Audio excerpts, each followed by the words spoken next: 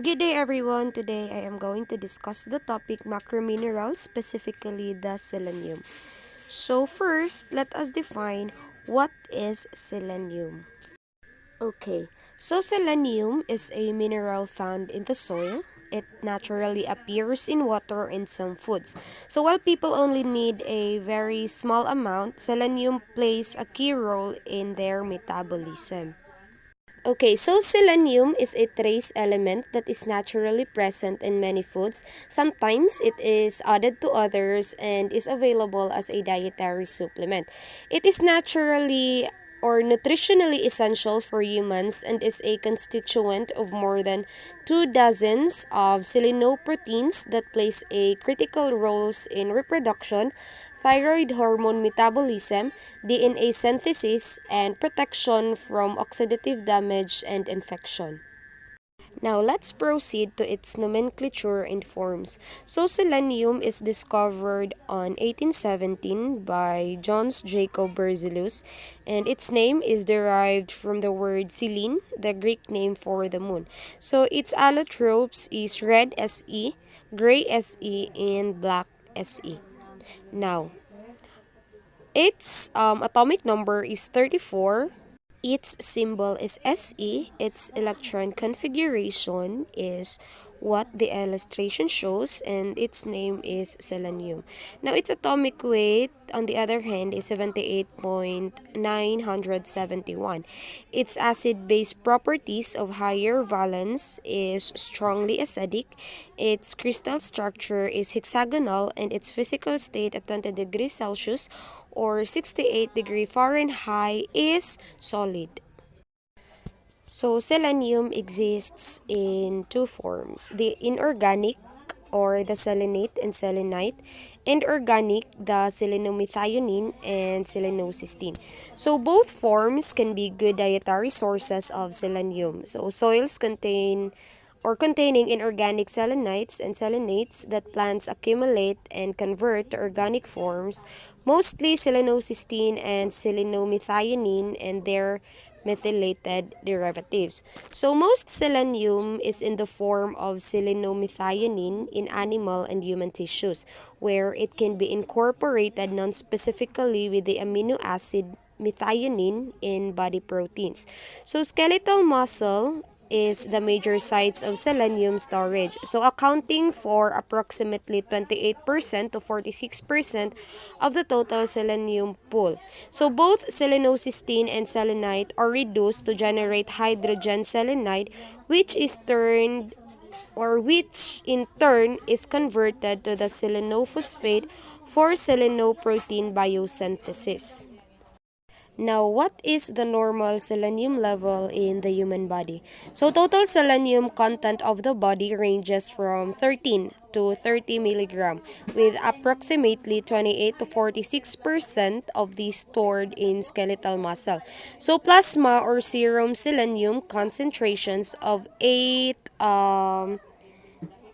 micrograms of lead per deciliter of blood or higher typically meets needs for the selenoprotein synthesis.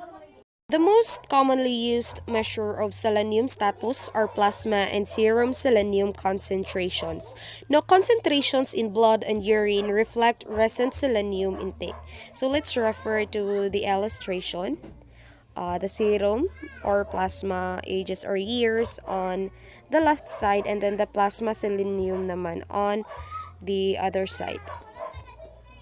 Now, what is the function of selenium? So, selenium is an essential trace minerals that supports many bodily processes. So, it can help improve cognition, immune system function, and fertility as well. Next is the malnutrition. So, selenium deficiency produces biochemical changes that might predispose people who experience additional stresses to develop certain illnesses. So, selenium deficiency has been found to have a role in human growth and reproduction as well.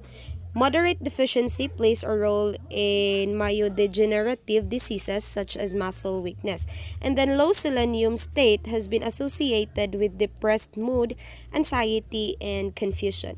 Now, Kishan disease is a disease related to selenium deficiency in endemic regions of China. This disease results in congestive cardiomyopathy, heart failure, cardiomegaly, and ECG changes or the electrocardiography. Another disease is the Cachin-Beck disease. It is associated with deformity of bones, cartilage, and joints that causes restricted movements as a result of enlarged joint. Now, the required intake for the such aid in microgram form are example, birth to 6 months. Both male and female, 15 microgram, 7 to 12 months, 20 microgram, 1 to 3 years old, 20 microgram, 4 to 8 years old, 30 microgram, 9 to 13 years old, 40 microgram, those are both male and female. 14 to 18 years old, 55 microgram, both male and female. But if the woman is pregnant, 60 microgram is the required intake and 70 microgram for those doing a breastfeeding or breastfeed. Now 19 to 50 years old, 55 microgram, both male and female. But if the woman is pregnant, 60 microgram is the required intake. The same with doing breastfeed, which is 70 microgram ang required intake. If you are 51 years and above, both male and female, the required intake for selenium is 55 microgram. Okay, the food source or the food rich in selenium is example Brazil nuts, so 1 ounce or 6 to 8 nuts.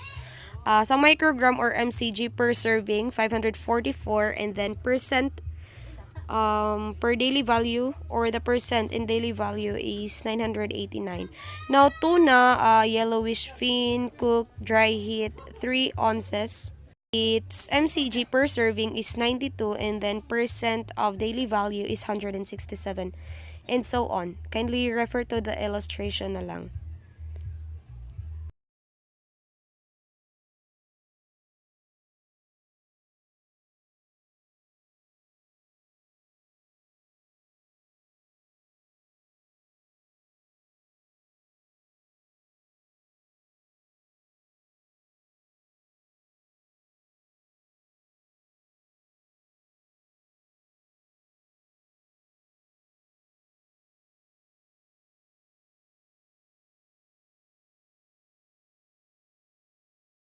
So that ends my report. Thank you so much, guys, for listening. God bless and have a blast. Take care.